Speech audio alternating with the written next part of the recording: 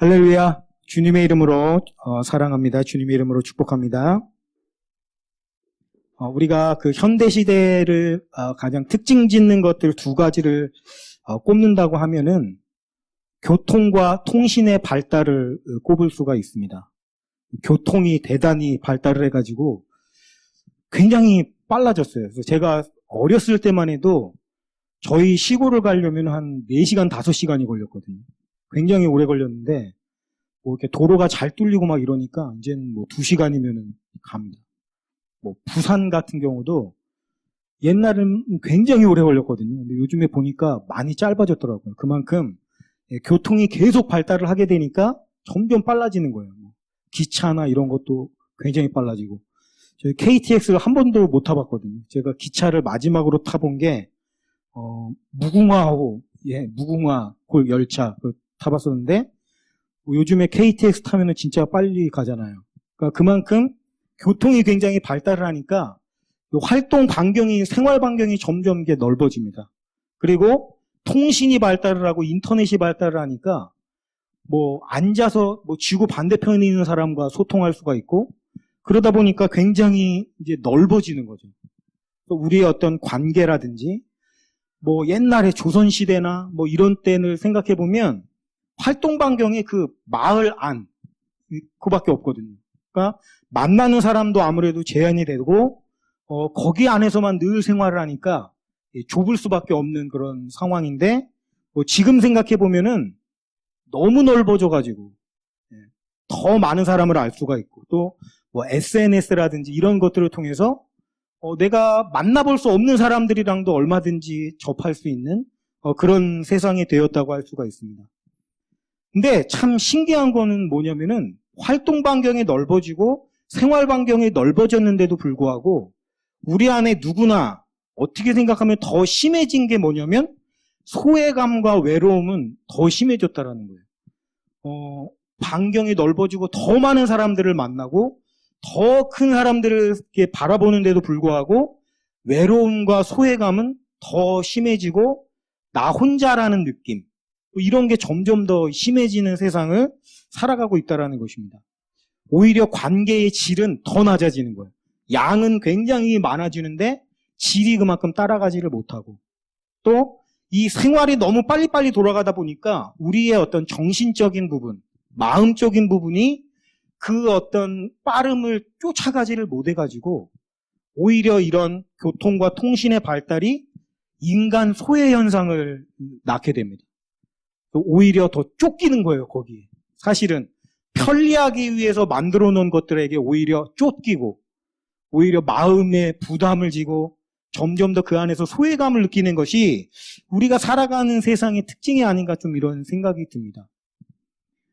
우리가 성경을 보면은 잘못 생각하는 것 중에 하나가, 이 성경의 인물들은 뭔가 우리와는 다른 어떤 특출난 능력을 가지고 있는 사람이라고 생각하는 것입니다.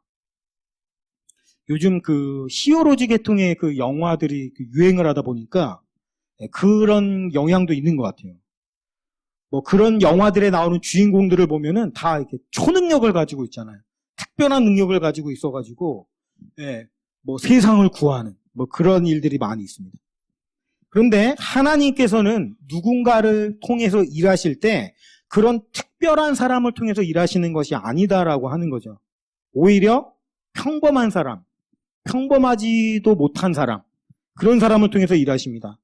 고린도전서 1장 28절 29절에 보니까 하나님께서 세상의 천한 것들과 멸시받는 것들과 없는 것들을 택하사 있는 것들을 폐하려 하시나니 이는 아무 육체도 하나님 앞에서 자랑하지 못하게 하려 하심이라. 하나님은 특별한 사람을 쓰시는 것이 아니라 말을 잘 듣는 사람을 쓰십니다. 그래서 우리가 하나님 말씀에 잘 순종하는 사람, 하나님께서 빚으시는 대로 그대로 잘 빚어지는 부드러운 사람, 그런 사람을 쓰신다라는 거죠. 그러므로 우리는 우리 자신의 재능이 없음을 낙심할 것이 아니라 묵묵히 순종할 수 있는 능력, 하나님이 빚으시는 대로 만들어질 수 있는 부드러운 진흙 같은 성품을 구해야 될 것입니다. 오늘 본문 말씀 속에 등장하는 모세를 보면은 그런 사실을 아주 잘 알 수가 있는데, 우리가 보통 모세에 대해서 생각을 할 때는 뭐 애굽의 왕자, 그죠? 어떤 훌륭한 또 지도자, 뭐 40년 동안 그 이스라엘을 이끌었던 그 지도자의 모습으로 생각하기가 쉽습니다. 그래서 모세는 뭔가 우리와는 다른 엘리트의 사람, 뭐 이런 생각을 하기가 쉽습니다만 사실은 그렇지 않다라는 거죠. 모세 아내를 보면 사실은 우리와 전혀 다를 바가 없이 평범한 사람이고, 심지어는 아주 상처가 많은 그런 낙심도 잘하고 자신감도 없고 주눅 들어있는 그런 모습으로 우리에게 다가온다라고 하는 것입니다. 우리가 살아가다 보면은 종종 많은 상처를 받게 되는데, 그 상처들 중에서도 가장 고약한 상처 중에 하나가 뭐냐면 거절감의 상처입니다. 그리고 이 거절감의 상처는 모든 사람들이 다 가지고 있는 상처라고도 할 수가 있습니다. 이 거절감은 사람을 소심하게 만들고 자신감이 없게 만들고 또 주눅 들어있게 만드는 그런 아주 고약한 쓴뿌리라고 할 수가 있는데, 이 모세는 이런 거절감의 상처가 아주 큰 사람입니다. 우선 먼저 엄마 뱃속에서부터 환경이 굉장히 좋지 않아요. 아들을 낳으면 그 아들은 다 죽여야 된다, 이런 사회적인 분위기가 그 당시 애굽에서 있었기 때문에 엄마가 아이를 가졌을 때 태교가 굉장히 중요하잖아요.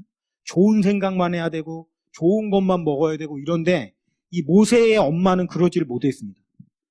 얘가 아들일까봐 전전긍긍하는 거예요. 아들이면은 죽여야 되거든요. 그러니까 얼마나 10달 동안을 불안과 초조함과 두려움과 이런 과정 속에서 태교를 했겠어요. 그러니까 이 모세는 시작부터 굉장히 힘들 수밖에 없는 그런 환경이었습니다. 그래서 태어났을 때는 어떻습니까? 마음껏 울지도 못합니다.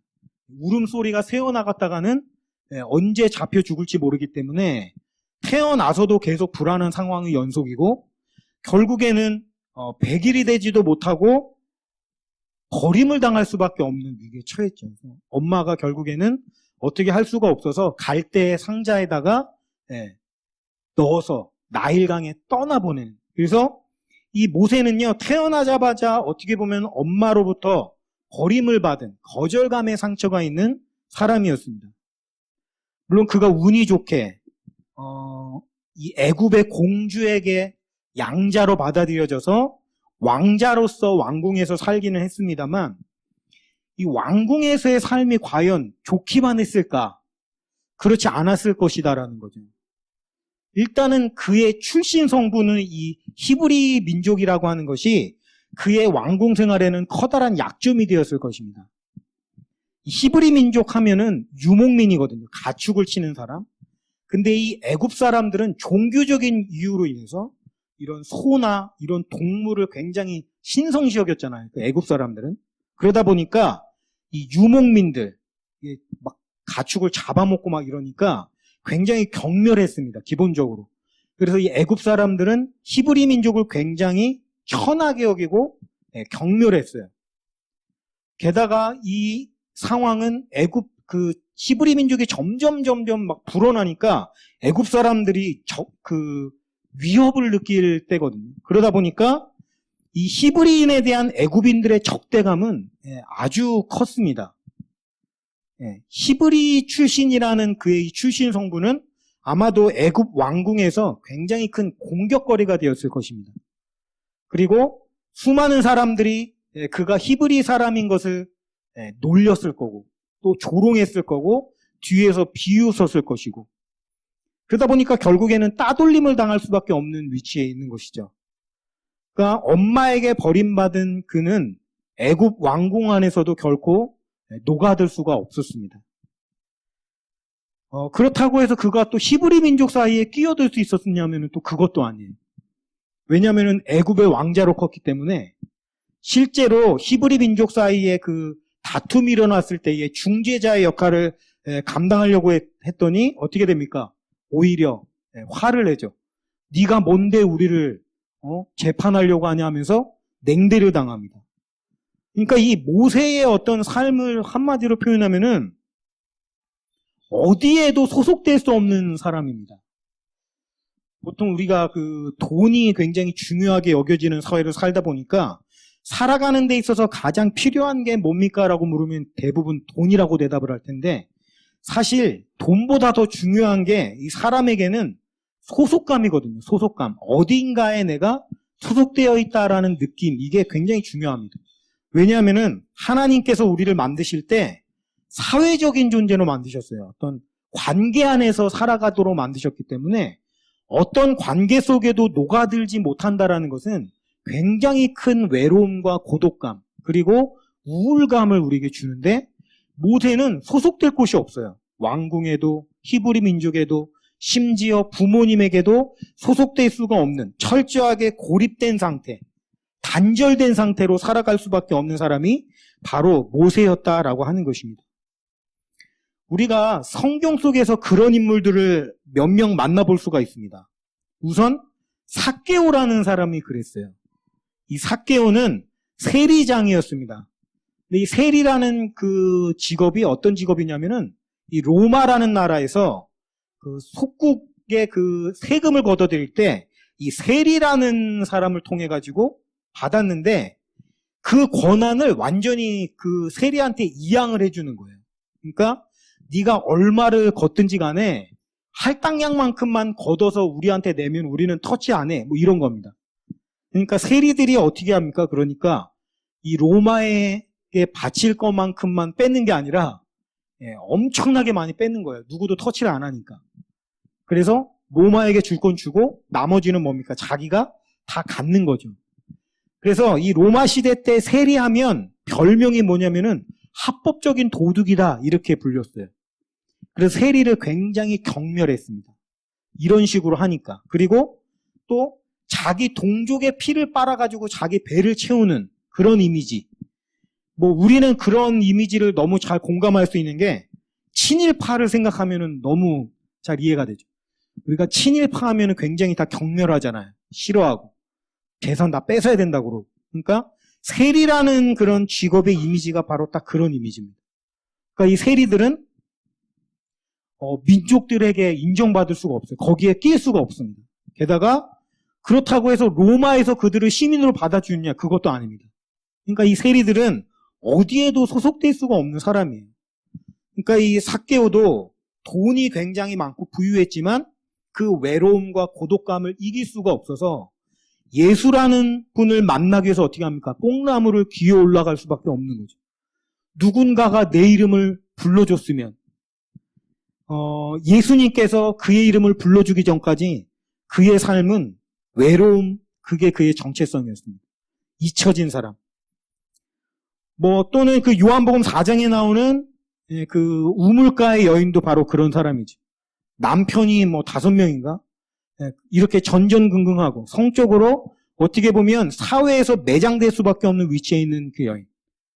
그러니까 그 여인도 예수님이 불러주기 전까지는 외로울 수밖에 없는 존재였고요.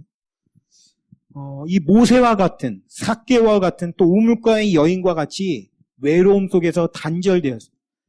누구에게도 인정받지 못하고 사랑받지 못하는 그런 존재들. 어쩌면 그 모습은 우리 자신의 모습일지도 모릅니다. 겉으로 보기에는 우리가 누군가에게나 밝은 척하고 좋은 척하고 그저 괜찮은 척하지만 사실 우리 안에는 인정받지 못한, 누군가로부터 사랑받지 못한, 또 거절당한 상처와 아픔을 가지고 있는 것이 우리 모두의 모습이 아닐까, 또 이런 생각을 해봅니다. 누군가의 사랑을 갈구하고 누군가의 관심을 갈구하고 누군가가 내 이름을 불러주지 않나, 이리저리 둘러봐도 누구도 나를 관심 가져주지 않는 그런 소외된 삶을 살아가는 것이 현대시대의 인간의 삶의 모습이 아닌가, 또 이런 생각을 해봅니다. 그런데 우리 주님은 항상 그런 자들의 친구가 되어주신다라고 하는 거죠. 모세가 40년 동안 왕궁에서 살다가 40년 동안을 미디안 광야로 쫓겨나서 살게 되는데요.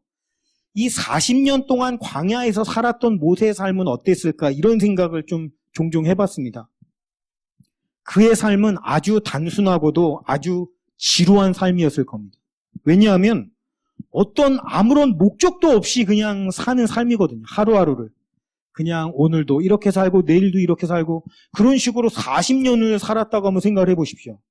완전히 존재감이라고 하는 것이 잊혀져 버린 상태일 것입니다. 제가 2018년까지 그 목회를 하고 2019년에 안식년을 가지려고 계획을 갖고 미국에서 이제 모든 이제 사역을 다 내려놓고서 한국에 들어온 게 7월 달에 들어왔으니까 한 반년을 조금을 넘게 이제 사역이 없이 그냥 이렇게 지냈거든요. 굉장히 힘들더라고요. 이게 쉬면은 좋을 줄 알았는데 좋은 게 아니더라고요. 특히 남자가 일이 없이 그냥 아무것도 안 한다라고 하는 게 정신적으로 굉장히 큰 고통이더라고요. 그때 견디는 게 참 힘들어가지고 어떻게 했냐면은 계속 걸었어요. 나가서. 동네를 계속 걸었어요. 1시간씩 걷고 또 아침에 걷고 또 저녁에 나가서 걷고 계속 걸으면서 제가 그 분당 우리 교회 그 이찬수 목사님의 설교를 계속 들었거든요. 설교를 계속 들으면서 목사님 설교 정말 잘하신다. 뭐 이런 생각 굉장히 많이 하고 은혜도 굉장히 많이 받고 한편으로는 여러 가지 생각을 하는 거예요. 이 목사님은 이걸 이렇게 풀어가시네. 나 같으면은 이렇게 풀어갈 텐데. 내가 이 본문을 가지고 설교를 하려면 나는 이렇게 할 거야. 이런 생각도 굉장히 많이 하면서 한 가지 생각이 제 마음에 굉장히 들었어요. 뭐냐면 내가 과연 다시 설교할 수 있을까? 이런 생각이 드는 거예요. 모든 사역의 문은 닫혀져 있고 커뮤니티는 없어요. 완전히 단절된 거예요. 그 안에 우리 가족밖에 없어요. 그러니까 그런 삶을 한 반년을 넘게 살다 보니까 잊혀진다라고 하는 것, 내가 할 일이 없다라고 하는 것, 이게 얼마나 큰 정신적인 고통을 준다라고 하는 것을 너무 절실하게 느꼈는데 어쩌면 모세의 광야의 삶은 그런 삶이었을 것입니다. 아무도 불러주지 않는 김춘수의 꽃이라는 그 유명한 시의 구절이 있죠. 내가 그의 이름을 불러주기 전에는 그는 다만 하나의 몸짓에 지나지 않았다. 내가 그의 이름을 불러주었을 때 그는 나에게로 와서 꽃이 되었다. 누군가가 나의 이름을 불러주기 전까지 우리는 그냥 있는 아무런 존재감이 없는 그런 삶을 살 수밖에 없습니다. 40여 년의 광야의 삶은 아마 모세 안에 있는 존재감, 자존감 또는 무언가에 대한 모든 의욕까지도 상실해버리게 만드는 그런 삶이었을 것입니다. 그런 그에게 어느 날 특별한 일이 찾아오게 됩니다. 그날도 여전히 아무런 생각이 없이 습관적으로 광야로 양들의 풀을 뜯기려고 나갔는데 아주 이상한 것을 발견하게 된 거예요. 떨기나무 한 그루에 불이 붙어서 활활 타오르고 있는데 나무가 타서 재로 쓰러지는 것이 아니라 그 모습 그대로 계속 거기에 있는 겁니다. 이게 얼마나 신기했겠어요. 이 장면을 제가 곰곰이 묵상을 해보니까 그 안에 참 큰 은혜가 있더라는 것입니다. 하나님께서 무언가를 하실 때 그냥 하시는 게 없거든요. 그 안에 분명히 의미가 있는데 여기 보니까 수많은 나무 중에서 하필이면 떨기나무에 불이 붙어 있다라는 겁니다. 불이 붙어 있다라고 하는 것은 하나님의 현현하심, 하나님의 임재하심을 상징하는 것인데 그 하나님의 임재가 떨기나무에 임했다라는 거예요. 이 떨기나무가 어떤 나무냐면은 이거는 이 아카시아과에 속해 있는 가시덤불 나무입니다. 가시덤불. 이 나무는요 온통 가시투성이에 아주 작고 볼품이 없어요. 사람의 키보다 더 작은 그런 나무입니다. 그래서 아무짝에도 쓸모가 없고요. 가시만 있다 보니까는 이 제대로 수분 공급을 받지 못해가지고 열매는 물론 잎도 없습니다. 가시만 있어서 그늘을 제공할 수도 없고요. 말라 빠진 나무다 보니까 그걸 제목으로도 쓸 수가 없고 어디에도 쓰임 받을 수가 없는 그런 나무가 바로 이 떨기나무예요. 모세가 광야에서 양들의 풀을 뜯길 때마다 이 떨기나무를 얼마나 많이 봤겠습니까? 어쩌면 모세는 그 떨기나무를 보면서 말라 비틀어진 그 떨기나무를 볼 때마다 네 신세가 내 신세랑 똑같구나 이렇게 생각을 했을지도 모릅니다. 말라 비틀어져 가지고 존재감도 없고 아무 의미도 없는 그런 떨기나무 같은 존재. 이 세상에 아름답고 멋진 나무가 얼마나 많습니까? 그죠? 맛 좋은 열매들을 제공해주는 유실수들, 또는 울창하고 거대한 목지혜를 내주는 백향목 같은 거대한 나무들, 보기만 해도 압도되는 그런 거대한 나무들도 있고, 또 시원한 그늘을 제공해줄 수 있는 잎이 무성한 버드나무라든지 이런 나무들도 있지 않습니까? 저마다 개성이 있고 멋진 나무들인데 그런 모든 나무들을 제쳐놓고 하나님의 임재하심은 이 떨기나무 같은 아무 쓸모도 없는 것에 임했다라고 하는 것입니다. 하나님은 멋들어지고 쓸모있고 아름다운 나무가 아니라 아무짝에도 쓸모없는 바싹 메마르고 가시투성이인 떨기나무에 임하셨다라고 하는 거예요. 바로 모세와 같은, 너무 쓸모가 없어서 아무도 찾아줄 것 같지 않은, 그 누구도 좋아해주지 않을 것 같은 바로 그런 자들, 어쩌면 잘하는 것 하나 없고 못난이 투성이인 저와 같은, 우리와 같은 그런 떨기나무 같은 자에게 하나님께서는 불꽃으로 임재해 주신다라고 하는 것입니다. 여러분, 하나님의 영광의 임재의 불꽃이 임하자 바싹 메마르고 볼품없는 가시투성이의 떨기나무는 그 어떠한 나무보다 아름답고 찬란하게 빛이 났습니다. 이것이야말로 우리가 감히 헤아릴 수 없는 하나님의 성품이시고 하나님의 어떤 경륜이라고 할 수가 있을 것입니다. 이것은 결코 우연의 일치가 아니라고 하는 것이죠. 사람들은 유명한 사람, 큰 능력이 있는 사람, 모든 사람들이 좋아해주는 사람을 향해서 그 눈을 바라봅니다. 그런 사람이랑 어떻게 하면 친해질 수 있을까? 그런 사람이랑 어떻게 하면 관계를 맺을 수 있을까? 유명한 사람이 나에게 온다면 얼마나 좋을까? 이런 상상을 하면서.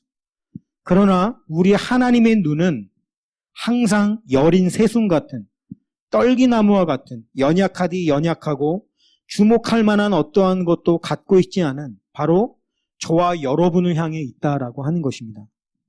이것이 은혜이고 이것이 하나님의 사랑이다라고 하는 것이죠. 비록 우리가 모든 사람들에게 잊혀진 사람이 된다 할지라도 결코 주님께는 잊혀진 존재가 되지 않는다라는 것입니다. 왕궁에서의 40년, 광야에서의 40년의 삶을 사는 동안 모든 사람들이 모세라는 이름을 잊어버렸지만 하나님은 그를 잊지 아니하시고 모세야 모세야 하는 그의 이름으로 그를 불러주셨다라고 하는 것입니다. 오늘 그분은 우리의 이름도 그렇게 불러주신다라고 하는 것이에요. 우리가 이것을 바라보며 나가야 합니다. 우리가 어디에도 소속될 수 없는 단절된 외로움과 고독감을 갖고 산다 할지라도 하나님께서 우리와 함께 계시고 그분이 우리의 이름을 불러주신다는 사실을 꼭 기억하기 바랍니다. 뽕나무에 올라간 삭개의 이름을 불러주신 그 주님께서 오늘 저와 여러분의 이름을 불러주신다라는 것입니다. 우리가 이것을 묵상하고 감사로 그분께 나가야 되겠습니다. 이 떨기나무에 불이 활활 타오르는 모습을 한번 머릿속으로 떠올려 보십시오. 그것이 큰 은혜가 될 것입니다. 오늘 우리가 그 사실에 감격하고 또 하나님께 감사하고 또 그 은혜를 받는 것이 너무나도 중요합니다만 우리는 여기에서 그칠 것이 아니라 한 걸음을 더 나가야 된다고 생각을 합니다.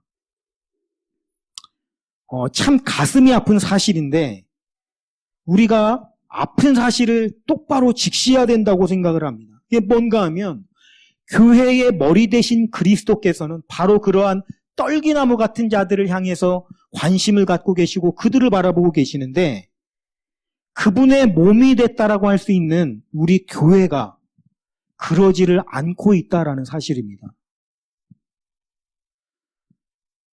교회의 머리가 그리스도시라고 한다면 교회도 바로 그러한 자들, 떨기나무 같이 가시투성이에 메말라 있고 누구도 찾아주지 않고 존재가 없는 그 자들을 향해 관심을 갖고 그들의 이름을 불러주고 그들을 향해 예수의 사랑을 갖고 나가야 할 텐데, 안타깝게도 지금 교회의 모습은 그러한 자들을 향해 관심을 갖는 것이 아니라 유명한 자들, 유력한 자들, 교회에 어떤 큰 도움을 줄 수 있는 자들, 이런 자들을 향해서 관심을 갖고 있다라는 사실입니다.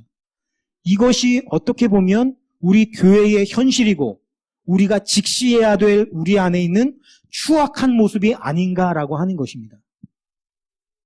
예수님의 눈은 항상 과부와 세리와 또 죄인들을 향하여 있었는데, 교회의 눈은 항상 유력한 자들을 향해 있다라고 하는 것입니다.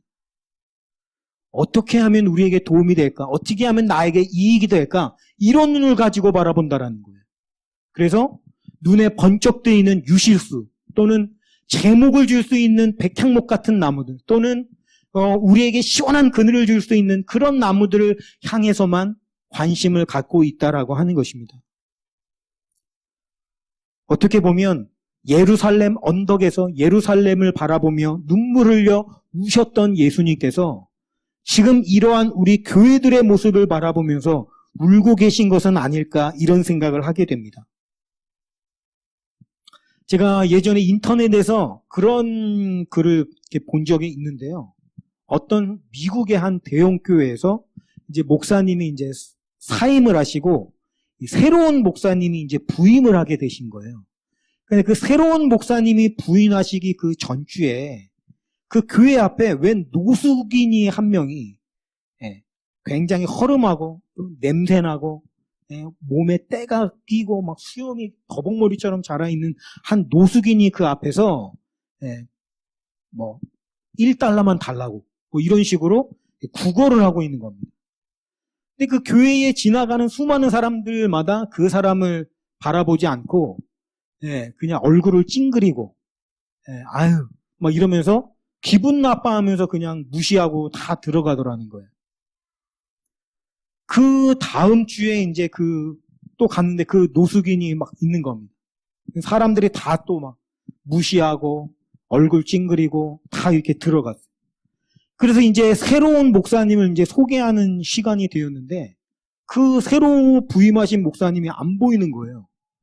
그래서 다 어디 있나, 이 목사님이 어디 있나 막 찾고 있는데 저 뒤편에서 한 명이 뚜벅뚜벅 걸어 들어오는데 그 사람이 누군가 보니까 바로 그 노숙자더라는 거예요. 머리 헝클어지고 더벅머리하고 그 사람이 뚜벅뚜벅 올라서 강단에 올라가서 말씀을 전하는데 그 말씀이 이제 그 과부와 세리와 연약한 자들의 친구가 되어준 그 예수님에 대한 설교를 하시면서 과연 오늘 이 자리에 예수님께서 있으신가에 대한 그 반문을 교회 성도들에게 던지는 것입니다.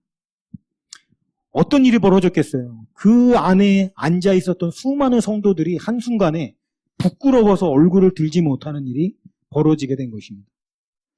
그 이야기를 읽으면서 저 자신도 굉장히 많이 찔리더라고요. 마음이 부끄럽고, 저 자신도 어떻게 보면 그런 분들을 보면서 눈살을 찌푸린 적이 있지 않나, 이런 생각도 하게 되고, 어떻게 보면은 예수님은 그런 분들의 친구라고 하시고 그런 자들을 향해 나가시는데 우리는 그런 자들을 바라보지 않고 있었던 것이 아닌가. 우리가 다시 한번 기억하기를 원합니다. 하나님의 영광의 임재의 불꽃은 바로 그런 곳을 향해 임재하신다라는 것입니다. 우리가 그런 자들을 외면한다라고 한다면 과연 하나님께서 우리 가운데 임재하실 수가 있을까라고 하는 거죠. 교회가 세상 사람들과 똑같이 계산하고 이익을 따지고 손해를 따진다라고 한다면 그러한 모습은 예수님과 너무나도 멀리 동떨어져 있는 것일 것입니다. 우리가 다시 한번 이 자리에 멈춰서서 어디서부터 예수님을 놓쳤는지를 찾아보고 점검할 때라고 생각을 합니다. 어쩌면 코로나19라는 이 어려움을 하나님께서 허락하신 이유가 교회 안에 그런 썩어있는 모습을 도려내고 잘라내기를 원하시는 그분의 뜻이 아닌가, 이런 생각을 해봅니다. 교회가 성경책 속에서 그분의 발자취를 찾고 말씀 본문 속에서 그분의 목소리를 찾고 그분의 강연을 듣고 그분의 설교를 들었지만 정작 우리 자신이 살아가고 있는 우리의 삶 속에서는 그분을 놓쳐버리고 엉뚱한 것을 바라보고 있었던 것은 아닌지 우리가 생각해 봐야 합니다. 사랑하는 성도 여러분, 우리 주님은 성경책 속에 갇혀 계시기를 원하지 않으실 것입니다. 그분은 오늘 우리가 있는 우리의 삶 속에 살아 역사하시기를 원하십니다. 그리고 오늘도 아무도 주목하지 않는 떨기나무와 같은 자들을 찾고 계십니다. 우리의 눈을 또 우리의 관심을 그런 분들에게 돌리기를 원합니다. 왜냐하면 바로 그러한 분이 예수님이시기 때문입니다. 교회가 그러기 시작할 때 우리 주님께서 기뻐할 것입니다. 우리는 세상을 따라가는 것이 아니라 주님을 따라가야 합니다. 그분이 오늘 우리의 이름을 불러주십니다. 내가 너를 잊지 않았다라고 말씀하고 계십니다. 너를 향한 나의 계획은 사라지지도 않았고 없어지지도 않았다라고 말씀하고 계십니다. 나는 너를 통해 일하기를 원하신다라고 말씀하십니다. 오늘 우리가 다시 한번 그 음성을 듣고 힘을 내서 하나님의 아름다운 영광의 임재의 불꽃을 사모하는, 그리고 더 나아가서 그 하나님의 불꽃을 가지고 떨기나무 같은 자들, 아무도 주목하지 않는 자들에게 예수 그리스도의 사랑을 전할 수 있는 그러한 하나님의 또 예수님의 신실한 제자들이 되시기를 주님의 이름으로 축원하면서 말씀을 마치겠습니다.